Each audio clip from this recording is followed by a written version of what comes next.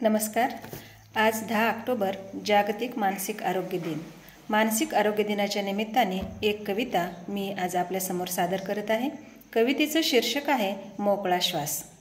आपल्याच भावविश्वात हरवलेली माणसं उसनं अवसान आणून वागतात तेव्हा नजरेस पडतात उदासलेले चेहरे की विलवाण्या नजरा। कधी आक्रमक होऊन आपल्याच माणसाशी तुसडेपणाने वागणारे मनाने खचलेले महाभाग। अपेक्षांचं वाढलेलं ओझं, आर्थिक सामाजिक कुचंबना, गर्व अहंकार आणि मीपणा त्रस्त करून टाकतो तेव्हा सारेच विस्कळीत होऊन जाते। म्हणून कधी मनमोकळं बोलावं आपल्याही माणसाशी, कधी हसावं कधी रडावं, हलकं करावं मनाला, थोडासा वेळ द्यावा स्वतःलाही। योग प्राणायामाने मिळते खूप काही, जमलंच तर करावी एखादी सफरही।